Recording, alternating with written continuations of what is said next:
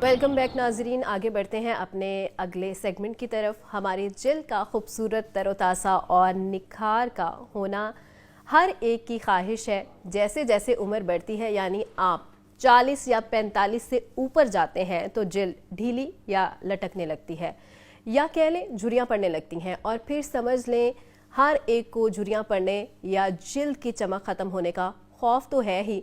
जिल्द की लचक बरकरार रखने के लिए कोलेजन हमारे जिस्म का बहुत अहम प्रोटीन है। उम्र के साथ जिस्म में कोलेजन कम होने लगता है और जिससे चेहरे पर झुर्रियाँ, खुश्की और लचक में कमी आने लगती है।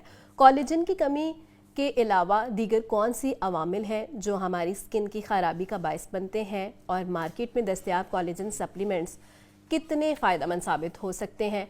वैसे आज का टॉपिक ख़वातीन के लिए है। वो हमें कॉल करके अपनी जिल्द के किसी भी मसले का पूछ सकती हैं। प्रोफेसर डॉक्टर अजीम जहांगीर हमारे साथ मौजूद है, जो एस्थेटिक फिजिशियन है, स्किन स्पेशलिस्ट हैं। तो उनसे पूछते हैं कि कोलेजन क्या है और ये क्यों ज़रूरी है। अस्सलाम वालेकुम सर, वेलकम कहते हैं आपको जागो लाहौर में। सर, कोलेजन सप्लीमेंट आजकल मार्केट में बहुत आम हो गई हैं, तो ये सप्लीमेंट्स लेना ज़रूरी है या हर कोलेजन सप्लीमेंट ज़रूरी नहीं होती है और बेहतर भी नहीं होती स्किन के लिए, क्या कहें? देखें, दो चीज़ें। पहली बात तो ये कि जो कोलेजन आपकी जिल्द में बनता है वो बनने की ज़रूरत इसलिए है कि जब आपकी जिल्द तकरीबन 30 to 40 ईयर्स जिल्द सूरज में रहती है, और जो अल्ट्रावायलेट लाइट है वो हमारी, और एक उम्र भी और एक अल्ट्रावायलेट लाइट भी, ये दोनों जो हैं ये जिल्द की कोलेजन को कम कर देते हैं। अब जिल्द में जब कोलेजन कम हो जाएगी तो आपको किसी तरह जिल्द की कोलेजन को प्रोड्यूस करना है। ये जो कोलेजन सप्लीमेंट्स हैं ये कुछ तो हाइप भी है, ये उतने अच्छे नहीं है शायद जितने बताए जाते हैं। इसका मतलब ये नहीं कि बिल्कुल भी काम नहीं करते। कोलेजन के जो सप्लीमेंट्स है काम इसलिए करते हैं कि जब हम खुराक में सप्लीमेंट लेते हैं तो वो इतनी ज़्यादा एफिशिएंटली एब्जॉर्ब नहीं होता। तो ये समझ लें बड़े डाइजेस्टेड हाइड्रोलाइज्ड कोलेजन होती है, जिससे कि जल्दी से जब आप लेंगे 5 से 10 या 2.5 से 10 मिलीग्राम के करीब हम आम तौर पे मिलते हैं मार्केट में। जब आप लेंगे तो ये फौरी तौर पे जिस्म में चले जाएंगे। लेकिन इसका कतन मतलब नहीं है कि ये जाके आपकी जिल्द को उसी वक्त तरोताज़ा कर देंगे। अगर आप चाहते हैं कि आपकी जिल्द ठीक रहे तो उसको बजाय खाने वाली ज़्यादा चीज़ों के आपको चाहिए कि जिल्द पे लगाने का। डॉक्टर साहब, एक कॉलर है हमारे साथ, फातिमा लाहौर से। अस्सलाम वालेकुम। वालेकुम अस्सलाम। जी फातिमा, क्या सवाल है आपका? मेरा सवाल ये है कि मैं 25 साल की हूँ, लेकिन मेरी लास्ट लाइन्स हैं और रिंकल्स भी हैं। ओके, रिंकल्स है इसी। और लाफ लाइन ये कह रही है, लाफ लाइन होती है जो लाइन हमारे यहाँ मुंह के करीब पड़ती है, इसको जब हम लाफ करते हैं तो ये लाइन जो पड़ती है इसको कहते हैं लाफ लाइन, और रिंकल्स हैं। तो जो लाफ लाइन है उसके लिए कोलेजन सप्लीमेंट्स ने कुछ नहीं करना। उसके लिए आपको फिलर लगाना पड़ता है जो हाइलोरॉनिक एसिड है। हाइलोरॉनिक एसिड भी जिल्द का एक कुदरती जुज्व है जिसको आजकल हमें इंजेक्शन की सूरत में मौजूद है। हम वो जिल्द के अंदर इंजेक्ट कर देते हैं जिल्द के नीचे, तो वो फिलिंग कर देता है, तो उससे आपकी लाफ लाइन्स ठीक हो जाती हैं। दूसरा, आपका जो ये जो हाई चीक बोन्स हैं जब ये कम होती हैं, यहाँ से जब फैट निकल जाता है तो अब वहाँ फैट की जगह फैट भी डाल सकते हैं, लेकिन थोड़ा सा अगर वो फिलर लगा दें तो फिलिंग कर देता है, जिससे आपकी जिल्द थोड़ी सी ऊपर उठ जाती है। अब जो ये दूसरा कह रही हैं कि झुर्रियाँ हैं, उसमें कोलेजन सप्लीमेंट्स भी ले सकती हैं ये, लेकिन कोलेजन सप्लीमेंट्स जो अलोन वुड नॉट वर्क, यानी बाय इटसेल्फ, कि अगर आप समझें कि कोलेजन सप्लीमेंट लिए और आपकी जिल्द में जाने के लिए उनको काफ़ी दूर का चक्कर लगाना पड़ता है। पहले आप जब कोलेजन लेंगे मुंह से, आपकी गट में जाएगा, अंतड़ियों से ये एब्जॉर्ब होगा, और एब्जॉर्ब होके होते होते पूरे जिस्म में जाएगा। सारे जिस्म में जहाँ जहाँ कोलेजन की ज़रूरत है, जो कि दो जगह हैं, जिल्द और जोड़, दोनों जगह पे ये काम करेगा और अच्छा काम करेगा, लेकिन कोई इसमें मौजूदा नहीं होगा। अगर आप चाहते हैं कि सबसे बेस्ट चीज़ जो है, जो साइंटिफिकली प्रूवन कोलेजन से कहीं ज़्यादा है, वो ये है कि आप रेटिनॉल सीरम लगाएं। जो रेटिनॉल सीरम है वो आपके जिल्द के फाइब्रोब्लास्ट को, जो कि कोलेजन बनाने वाले सेल हैं, उनको इंस्टिगेट करता है, उनको बताता है कि जी आप कोलेजन प्रोड्यूस करें। इसी तरह कोलेजन जो अगर आप लेते हैं वो भी एक्चुअली जाके जिल्द में कोलेजन नहीं चले जाता, बल्कि कोलेजन के बहुत छोटे छोटे ज़र्रे हो जाते हैं, बहुत छोटे छोटे पीसेस हो जाते हैं। जो फाइब्रोब्लास्ट, ये वो सेल जो कि कोलेजन बनाते हैं, उन्हें कहते हैं कि जी आप कोलेजन बनाएं, क्योंकि हमें ये पैगाम, तो वो मैसेंजर होते हैं किस्म के। ये वजह होती है। आप अगर 3 चीज़ें कर लें। ठीक है डॉक्टर साहब, एक और कॉलर है हमारे साथ, अबीरा। अस्सलाम वालेकुम। वालेकुम अस्सलाम, कैसी हैं आप? जी मैं ठीक हूँ, क्या सवाल है आपका? मेरा सवाल यह है कि अगर हम कोलेजन का सप्लीमेंट नहीं लेते तो वो किन वजहों में पाया जाता है, इनको खा के हम अपनी कोलेजन की जो कमी होती है वो पूरी कर सकते हैं? ओके, कोलेजन सप्लीमेंट्स अगर नहीं लेते तो किन गज़ाओं में वो पाया देखिए, जाता है? सबसे ज़्यादा कोलेजन पाया जाता है आपके जो हमारे यहाँ बड़ा शौक से खाते हैं लोग, पाए या बोन ब्रॉथ। लोग करते हैं ना कि बोन को लेके, बड़ी सी बोन को लेके उसको हम उबलने के लिए रख देते हैं, और जितनी देर तक वो उबलेगी वो जो पाए का जो शोरबा है उसमें शायद सबसे ज़्यादा, और पायों में सबसे ज़्यादा हमारी ग़िज़ाओं में जो हम रूटीन में खाते हैं, कुछ लोग मुर्गी के पंजों का बनाते हैं सूप, उसमें बहुत ज़्यादा कोलेजन होता है। प्रॉब्लम ये है कि जब हम इस तरह कोलेजन बनाने के खाने की कोशिश करते हैं, उसमें कोलेजन के साथ साथ घी भी चले जाता है, जो कि हमने बड़े अच्छे से पाए पकाए होते हैं, घी वाले पाए पकाए होते हैं, और सोडियम भी बहुत ज़्यादा चले जाता है, जिससे ब्लड प्रेशर ज़्यादा हो सकता है। तो आपने अगर कोलेजन के खानी है तो ये चीज़ें हैं जिसमें कि आप कर सकते हैं। आप पाए खा सकते हैं, और आप जो है सूप, जो बोन ब्रॉथ है, यानी बोन का जो सूप है वो आप पी सकते हैं। बोन का सूप ज़्यादा सेफ़ है। ये लोगों को जिनको नहीं लेना चाहिए ना कोलेजन, एक है कि जिनको किडनी का मसला हो उनको नहीं लेना चाहिए, कोलेजन के कैप्सूल भी नहीं लेना चाहिए और ये चीज़ें भी नहीं लेनी चाहिए, क्योंकि कोलेजन बहुत ज़्यादा जब आप लेंगे तो प्रोटीन ओवरबर्डन सम्मेलन हो जाता है, वो किडनीज को ख़राब कर सकता है। जिन लोगों को ब्लड प्रेशर का मसला हो वो ना लें ज़्यादा, जिनको, और एक अगर उनको किसी पेशेंट को किडनी में स्टोन होते हैं तो उनको ये नहीं लेना चाहिए। कमिंग बैक टू कि आपका जो सवाल था कि क्या कोलेजन जो है कैसे प्रोड्यूस हो सकता है, तो एक तो कोलेजन के आप सप्लीमेंट्स ले सकते हैं, लेकिन उसका इतना ज़्यादा इफेक्ट नहीं होता जितना कि लगाने वाली चीज़ों का होता है। तो सबसे पहले अगर आप चाहते हैं कि आपके कोलेजन ख़राब हो ही ना, कम हो ही ना, तो आप ज़रूर सनस्क्रीन लगाएं। ठीक है। और कोशिश करें कि टिंटेड सनस्क्रीन हो, क्योंकि ये वाली लाइट भी डिग्रेड करती है हमारे चीज़ों को। हम समझते थे पहले कि सिर्फ सूरज की लाइट नुकसानदेह, ये नहीं पता था कि अंदरूनी ये भी लाइट, तो एनी लाइट जहाँ पे आपको नज़र आ रही है ना लाइट, ठीक है, अल्ट्रावायलेट लाइट नज़र नहीं आती। ज़्यादातर सन ब्लॉक उसके लिए बने हैं। आपने जब भी देखना है तो आपने 3 चीज़ें सन ब्लॉक पे लिखी हुई देखनी है, अल्ट्रावायलेट ए, अल्ट्रावायलेट बी और विजिबल लाइट। अल्ट्रावायलेट ए और बी नज़र नहीं आती। और तीसरा आपने देखना है कि विजिबल लाइट किससे भी आपको प्रोटेक्शन दे। उसका आमतौर पे निशानी ये होती है कि उसमें फेरस ऑक्साइड होता है एक, और उसमें आप पढ़ लें, वो जो है वो आपको तकरीबन जिस तरह आपकी जिल्द के ऊपर आपने एक बेस लगा ली है ना, उस कलर के होते हैं आमतौर पे सन ब्लॉक। लेकिन फिर भी देख लें कि सिर्फ उसमें इन्होंने कलर तो नहीं डाला, उसमें फेरस ऑक्साइड है। फेरस ऑक्साइड, इसको ये नाम को याद रखें। उस पर लिखा होगा tinted sun block for visible light. Visible जो लाइट है उससे आपने बचना है, तो आपकी कोलेजन ठीक रहेगी। अगर अब आप प्रोड्यूस करना चाहते हैं कोलेजन, तो उसका सबसे आसान तरीका आप कोलेजन ले लें, सप्लीमेंट्स भी ले लें, लेकिन इससे कहीं ज़्यादा इंपॉर्टेंट है कि आप रेटिनॉल सीरम और विटामिन सी सीरम ये जरूर लगाएं। तो दिन में आप विटामिन सी लगा सकते हैं। मौजूद हैं अदनान है लाहौर से। अस्सलाम वालेकुम। वालेकुम अस्सलाम जी। अदनान कैसे? क्वेश्चन था, अल्हम्दुलिल्लाह जी। मेरा क्वेश्चन था कि आपको पता है जब विंटर चल रहा है तो इसमें मोस्टली स्किन ड्राई रहती है। ओके, तो इसके लिए क्या हम कर सकते हैं? ठीक है, ड्राई स्किन के लिए। ड्राई स्किन के लिए 2 चीज़ें बड़ी ज़बरदस्त हैं आपकी स्किन के लिए। एक तो कोई भी अच्छा ऐसा मॉइस्चराइज़र जिसमें सीरामाइड्स हों, ठीक है, बहुत सारे नामों से आते हैं, मैं किसी कंपनी का स्पेशली नहीं कहना चाहता, लेकिन अच्छा मॉइस्चराइज़र जिसमें सीरामाइड्स भी हों, ठीक है, और वो आपने गीली जिस्म पे लगाना है। गीले बदन पे आप लगाएंगे, थोड़ा सा जब नमी पे बदन हो। और फेस के लिए सबसे अच्छा जो आपका मॉइस्चराइजिंग इफेक्ट देगा उसका नाम है hyaluronic acid serum. Hyaluronic acid एक सीरम जो है वो एक तो मॉइस्चराइज करेगा, और एक जो छोटी छोटी आपकी झुर्रियाँ हैं ना वो फिल हो जाएंगी, क्योंकि वो हाइड्रेशन काफ़ी बूस्ट करता है जिल्द के अंदर। तो वो आपको सुपरफिशियल हाइड्रेशन भी देगा और डीप हाइड्रेशन भी देगा, और उसके बाद उसके ऊपर आप सन ब्लॉक लगा लेंगे। तो आप सुबह के वक्त बड़ा ज़बरदस्त आप रूटीन कर सकते हैं कि मुंह धोएं, आप अपना हाइलुरोनिक एसिड सीरम लगाएं और उसके ऊपर सन ब्लॉक लगा लें। डॉक्टर साहब, एज के साथ साथ कोलेजन डेफिशिएंसी क्यों होती है?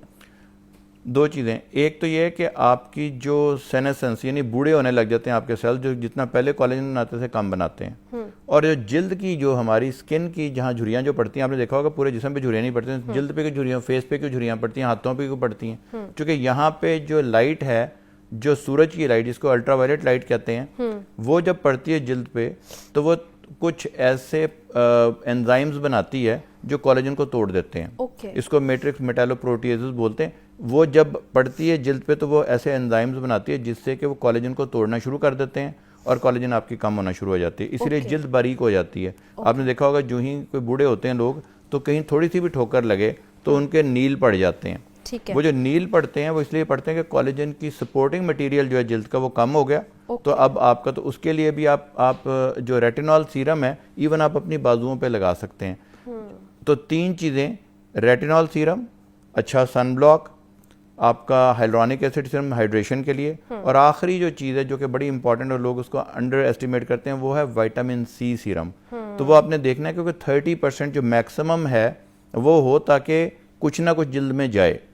तो विटामिन सी जो है वो आप ओरल भी लें, जो आजकल हमारे यहाँ तो डॉक्टर साहब आजकल एक और ढंग से कॉलर है फातिमा। अस्सलाम वालेकुम। वालेकुम अस्सलाम। जी, क्या सवाल है आपका? वो ना क्रीम लगाते और मुंह पर धब्बे बन जाते हैं, इसका कोई हाल बताना। ठीक है। आपने देखना है कि जो क्रीम लगाने से आपके धब्बे पड़ रहे हैं वो क्रीम मत लगाएं। कुछ लोगों को एलर्जीज होती हैं, ठीक है, ये आपके किसी भी चीज़ से एलर्जी हो सकती है। और वाइटनिंग क्रीमें ना लगाएं फॉर गॉड सेक। जो वाइटनिंग क्रीमें हैं उससे काफ़ी दफ़ा आपके डिस्क्रोमियाज हो जाते हैं, कहीं ज़्यादा धब्बे पड़ जाते हैं, कहीं कम पड़ जाते हैं।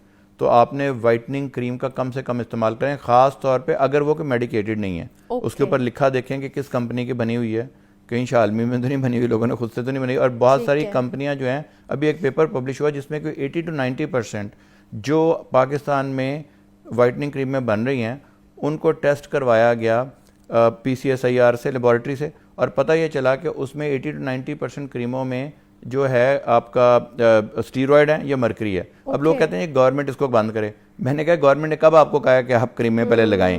गवर्नमेंट का तो नहीं ना, आप अपनी भी तो आंखें खोल के रखें और देखें कि आपने वाइटनिंग क्रीमें नहीं लगानी। वाइटनिंग की अगर चीज़ें चाहिए तो मैं लोगों को अक्सर कहता हूँ कि बहुत ज़बरदस्त किस्म के मेडिकेटेड कॉस्मेटिक्स आए हैं जिसमें कि कोई एक्टिव इंग्रेडिएंट है जिसमें खतरनाक नहीं है। अल्फा आर्ब्यूटिन आप लगा सकते हैं। मैं भी आपको विटामिन सी का सीरम कह रहा था। विटामिन सी जो है वो दोनों काम करेगी, आपकी रंग को भी बेहतर करेगी और कोलेजन की भी बिल्डिंग कर सकती है। ओके डॉक्टर साहब, एक और शहबाज अली हैं हैदराबाद से। अस्सलाम वालेकुम। वालेकुम सलाम। जी शहबाज, क्या सवाल है आपका? मेरा सवाल ये है कि मेरे असल में ना फेस में ये मसला है कि गालें थोड़ी चिपकी हुई हैं, तो फिलर वगैरह से इसका मसला हल हो सकता है? जी, फिलर जो है वो सबसे इफेक्टिव चीज़ है क्योंकि जिल्द के अंदर जो जिल्द को तरावत देती हैं चीज़ें, जिल्द को उभार देती हैं, जिल्द को जो स्ट्रेच करती हैं, जिल्द को जो इलास्टिसिटी देती हैं, वो 2 चीज़ें सबसे ज़्यादा देती हैं, कोलेजन, इलास्टिन, और तीसरी बहुत ही इंपॉर्टेंट चीज़ है जिसको फिलिंग मटेरियल आप कह लें जिल्द का, वो है फिलर्स, हाइलुरोनिक एसिड। तो इनका जो इलाज है वो हाइलुरोनिक एसिड। फिलर जब हम एक दफ़ा लगा देते हैं जिल्द में, बहुत ही बारीक सी सुई से लगाते हैं। आजकल सुई भी नहीं इस्तेमाल करते, एक ऐसी सुई होती है, नीडल होती है जो आगे से गोल होती है, तो ट्रॉमा नहीं करती। वहाँ से हम फिलर डाल देते हैं जिल्द के नीचे, कोई दर्द नहीं होती, कोई मुश्किल काम नहीं है, थोड़ा सा हम सुन कर देते हैं और विदिन 5-10 मिनट्स वो हम कर लेते हैं। उसको जब हम फिलिंग कर देते हैं तो वो फिलिंग तकरीबन 1 साल तक चलती है। और 1 साल, और अगर आपको मुस्तकिल करना तो फिर हम कहीं और से फ़ैट, जहाँ पे आपको पसंद नहीं है फ़ैट, पेट के निचले हिस्से से, बाजुओं से, कूलों से, साइड जो साइड से वहाँ से फ़ैट लेके भी हम डाल सकते हैं। और जो फ़ैट है वो मुस्तकिल रहता है क्योंकि हम लेते ही वो फ़ैट हैं जो आपकी डाइटिंग से नहीं जा रहा होता। अभी जो मैं बता रहा था कि जो आप सिर्फ अगर कोलेजन सप्लीमेंट्स लेना भी चाहते हैं तो कोशिश करें कि उसे विटामिन सी के साथ लें। ठीक है। आजकल विटामिन सी तो वैसे भी हमारे, जब हमारे फल फ्रूट्स हैं उसमें विटामिन बड़ा होता है सी, तो ये विटामिन सी के बहुत सारे रोल हैं। मैं उसमें एक रोल ये है कि कोलेजन की डेपोजिशन को बेहतर करता है ये, और कोलेजन का आप अगर विटामिन सी सीरम आप लगाएं तो वो भी आपके लिए बड़ा एक इफेक्टिव ट्रीटमेंट हो सकता है। डॉक्टर साहब, एक और कॉलर हमारे साथ मौजूद हैं, मोहम्मद अजीम है लाहौर से। अस्सलाम वालेकुम। वालेकुम सलाम मैम। जी, क्या हाल है आपका? जी मैं अल्लाह का करम है। मैंने डॉक्टर साहब से पूछना था, मेरी वाइफ है, उनको साइरोसिस का इशू है। ओके। तकरीबन 32 एज है उनकी और एक बेबी भी है 1 ईयर का। तो किस तरीके से उसको कम किया जा सकता है, या अगर परमानेंट कोई हल है तो काइंडली सजेस्ट कीजिएगा। सोराइसिस जो है ये जिल्द की वो बीमारी है जिसमें आपके बहुत सारे छिलके बन जाते हैं जिल्द पे। ओके। सर में बनते हैं, आपकी कोनियों पे बनते हैं, घुटनों पे बनते हैं, और काफी पूरे जिल्द पे बन जाते हैं। सोराइसिस जो है वो 100% ट्रीटेबल कंडीशन है। बिल्कुल पेशेंट ठीक हो जाते हैं, और उसके लिए बहुत ही सस्ती क्रीमें भी अवेलेबल हैं। फोटोथेरेपी ख़ास किस्म की लाइट से करते हैं वो अवेलेबल है। खाने वाली अद्वियात मौजूद हैं, और आजकल बायोलॉजिक्स एक बहुत लेटेस्ट ट्रीटमेंट आई है। और अल्हम्दुलिल्लाह पाकिस्तान में यकीन माने कि 95% दुनिया की बेहतरीन दवाइयाँ अवेलेबल हैं। और पाकिस्तान की जो फार्मा इंडस्ट्री है वो किसी तरह भी दुनिया से कम नहीं है। जो दुनिया में $400 का इंजेक्शन मिलता है, यहाँ पे वो 20,000 रुपये का इंजेक्शन मिल जाता है। अब वो 20,000 में ज़्यादा लगते हैं, लेकिन आप कंपेयर करेंगे कि दुनिया में कितनी ज़्यादा है। तो ये गवर्नमेंट ने बहुत अच्छा किया है कि इसको प्राइस कंट्रोल को रोका है। जो असेंशियल दवाइयाँ उस पर आप चाहे प्राइस कंट्रोल करें, लेकिन बहुत सारी ऐसी दवाइयाँ हैं जो लोग अफोर्ड कर सकते हैं लेकिन मिलती नहीं थी, तो अल्हम्दुलिल्लाह वो पाकिस्तान में मिलती हैं। तो उन्हीं में से इनकी वाइफ का 100% इलाज हो जाएगा। इसलिए परेशान ना हो, किसी भी अच्छे डर्मेटोलॉजिस्ट से रब्ता करें। हम खिदमत करें तो हमें, और हम लोग जो है, हम लोगों ने एक सिलसिला ये शुरू किया, जो लोग अफोर्ड नहीं कर सकते उनको हमने प्राइवेटली भी हम फ्री देखना शुरू कर दिया। चूँकि गवर्नमेंट में हमारा हर चीज़ ये नहीं कह सकते कि जी गवर्नमेंट ही सब कुछ करे, हमारा भी तो कुछ फ़र्ज़ है ना। तो हम उनका इलाज भी कर सकते हैं, अगर कभी ज़रूरत हो तो आपके थ्रू हमें बता सकते हैं। ठीक है, ठीक है। डॉक्टर साहब, एक और चीज़, कोलेजन जो है वो स्किन के साथ साथ बालों के लिए भी ज़रूरी है? 4 चीज़ों के लिए ज़रूरी है कोलेजन। बालों की निस्बत सबसे ज़्यादा ज़रूरी जो स्किन के साथ साथ है, नेल्स के लिए है। और अच्छा। जब लोग कोलेजन का सप्लीमेंट लेते हैं तो जिल्द तो बाद में ठीक होती है कि 8-9 हफ्ते के बाद, 10 हफ्ते बाद, 12 हफ्ते लेती है। जो नाखून है वो स्ट्रांग होना शुरू हो जाते हैं। और कोलेजन के जो हैं, अगर आप सप्लीमेंट्स लेते हैं या आप खाने में लेते हैं तो नाखून बड़े ज़्यादा ज़बरदस्त ठीक होते हैं। और तीसरा है कि आपके घुटनों का जो लुब्रिकेशन मटीरियल है, समझ लें, वो वो उसका तो फंक्शनल, उसमें काफ़ी हद तक बेहतरी आ जाती है। ठीक है। तो कोलेजन जो है जिल्द के साथ साथ घुटनों पे बड़ा काम करता है और आपके नाखूनों पे बड़ा काम करता है। ठीक है डॉक्टर साहब, कोलेजन पाउडर भी होता है, लिक्विड भी होता है और कैप्सूल्स भी होते हैं, इनमें से ज़्यादा इफेक्टिव क्या है? देखें, इसका ज़्यादा फ़र्क नहीं पड़ता कि वो कोलेजन जो है वो कैप्सूल की सूरत में, पाउडर में या लिक्विड में। ज़्यादा जो फ़र्क पड़ता है कि उसका ओरिजिन क्या था। ओके। क्या वो कोलेजन 2 तरह से आता है। एक आता है भैंसों से, उसमें ख़तरा ये होता है कि कहीं नॉन हलाल ना कोई मटेरियल इस्तेमाल किया गया हो, क्योंकि बहुत सारी इंपोर्टेड भी चीज़ मिलती हैं। तो आपने देखना है कि वो जो भैंसों से या बोवाइन जो आता है उसकी बजाय, और पोर्साइन भी आता है, पोर्क से भी आता है, सुअर से भी आता है, तो वो आपने पढ़ना है जब भी आपने लेना है। तो आपने मेक श्योर करना है कि वो हलाल सोर्स से आया हुआ है, जहाँ से भी आपने। सेकंड चीज़ है कि कोलेजन जो भैंसों से आता है वो, या जानवरों से जो बाकी आता है, उसकी निस्बत जो आपका फ़िश से या मेरीन कोलेजन है वो ज़्यादा इफेक्टिव होता है जिल्द के लिए। स्टडीज़ में साइंटिफिकली वो ज़्यादा होता है। अब ये आता कहाँ से है कि जो मछली की जो जिल्द होती है उसमें, या उसके जो ऊपर जो लगे होते हैं, छिलके लगा होता है, उसमें से सबसे ज़्यादा जो स्केल्स है ना मछली के, उसमें से, या मछली के जो जिल्द है उसमें बड़ा ज़बरदस्त कोलेजन होता है। ठीक है। तो वो वाला जो कोलेजन है, जो फिश ओरिजिन का समझ लें या मेरीन ओरिजिन का जो कोलेजन है, वो ज़्यादा इफेक्ट। ठीक है। डॉक्टर अजीम जहांगीर हमारे साथ मौजूद थे। सर, बहुत शुक्रिया आपके वक्त का।